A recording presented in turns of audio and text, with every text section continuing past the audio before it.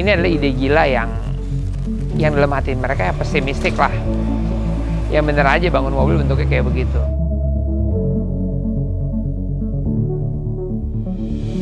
Mobil ini lebih pendek, kira-kira hampir 15 cm dari mobil aslinya. Karena sasisnya low gravity, harus ada di bawah total.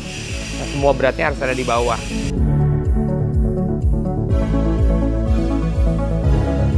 This is a weirdo genius. Semua orang mempertanyakan kenapa harus mobil ini. All left short. Into 4 right final.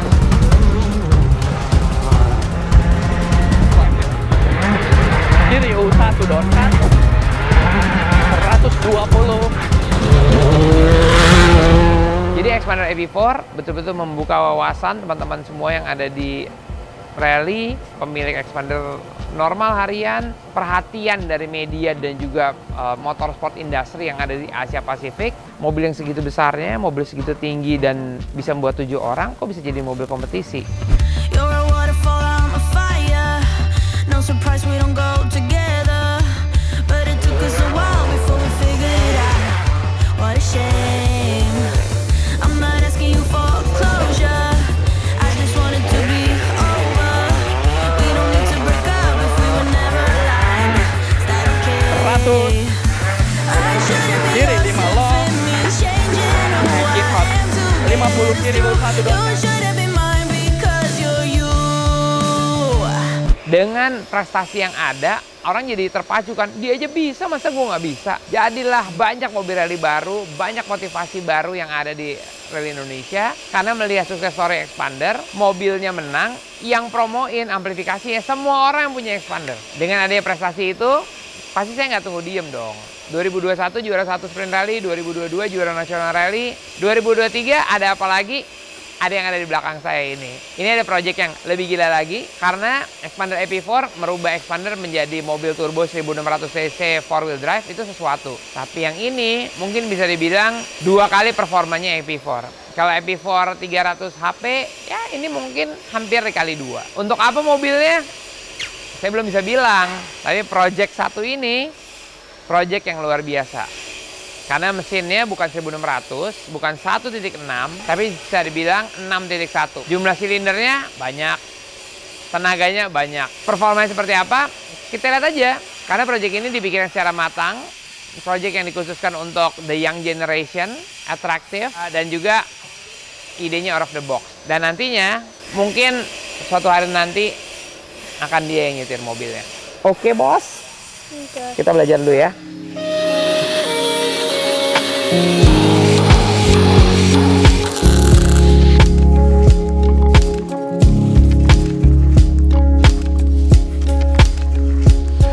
Karena proyeknya super out of the box dan modifikasi yang kita lakukan itu modifikasi yang sangat nggak biasa, jadi emang banyak yang harus dikerjain.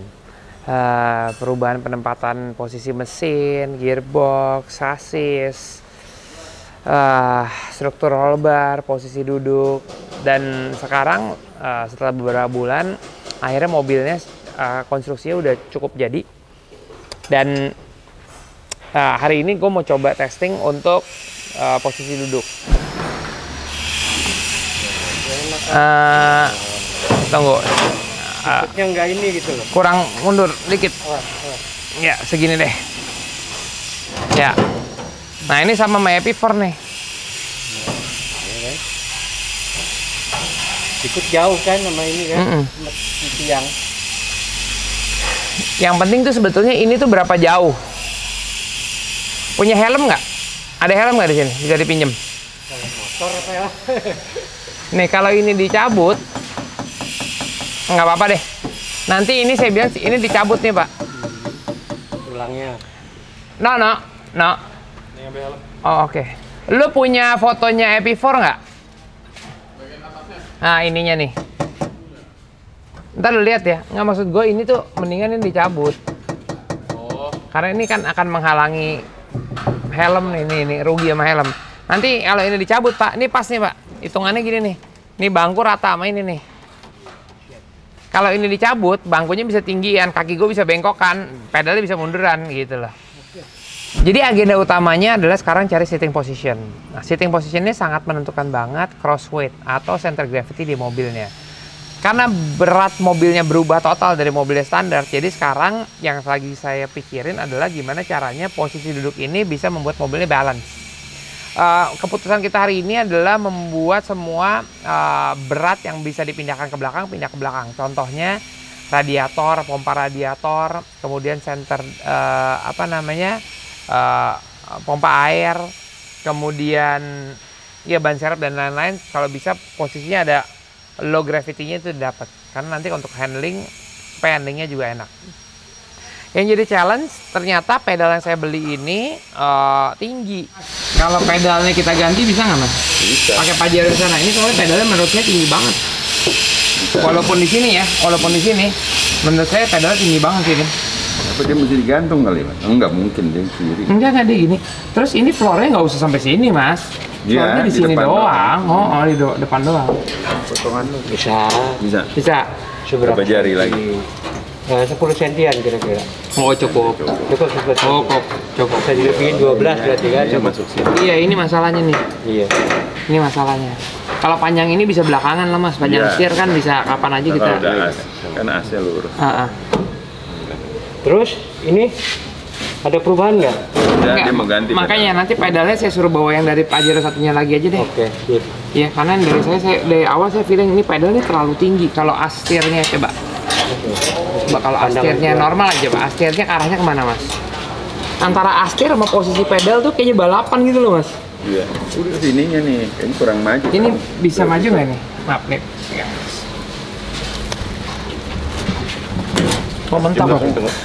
Mentok. Untuk depan bisa Tunggu. dipotong lagi. Oh ini lihat kaca depannya jauh banget di mobil.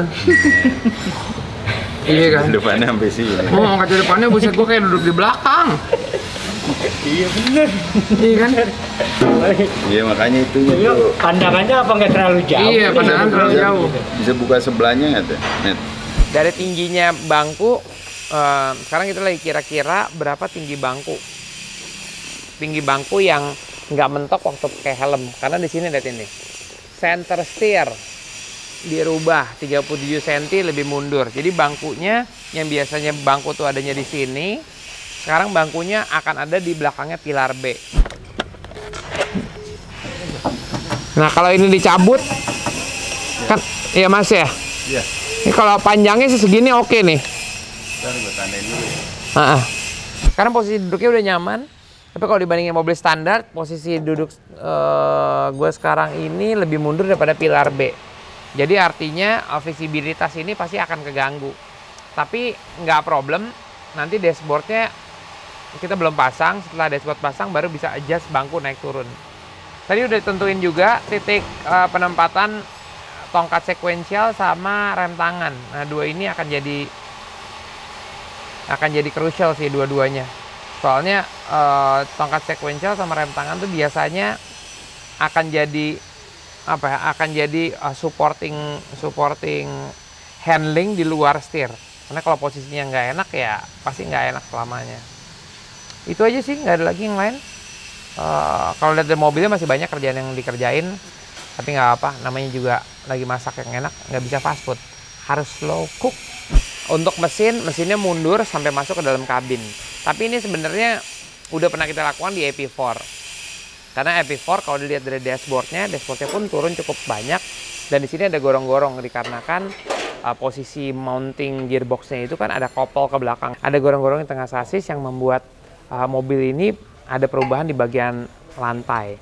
Terus untuk knalpot, kemarin kita juga mikir knalpotnya tuh karena cc-nya mobilnya gede, 6000-an cc. Jadi knalpotnya nggak bisa lewat jalur biasa. Ada kemungkinan kita akan pindahin knalpotnya justru lewat depan baru ke belakang.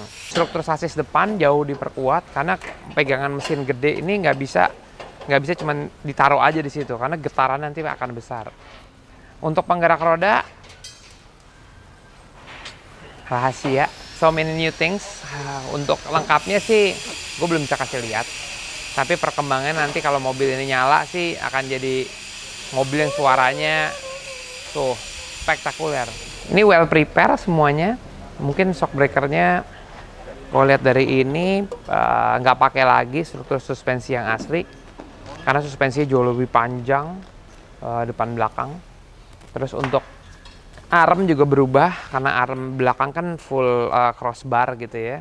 Kalau sekarang armnya enggak, sekarang akan jadi ada swing arm dan gardan yang gede. Waduh, pokoknya super out of the box. Projectnya project gila. Tapi nanti hasilnya hasil yang gila juga. Selama project ini berjalan, gue nugasin Redwan jadi supervisor projectnya. Karena dia harus tahu perkembangan dari minggu ke minggu apa aja, apakah sasis udah balance, kemudian penempatan mesin apa udah oke, hari ini flooring akan ditentukan. Karena kemarin hampir aja kalau flooring untuk navigator itu nggak problem, duduknya akan ke belakang. Jadi posisi cover ini nggak problem. Tapi kalau untuk gue di sebelah kanan posisinya problem, jadi harus ada coakan di sini. Nah itu progres dilaporin sama Redwan minggu lalu, dan gue baru sempat datang ini minggu ini.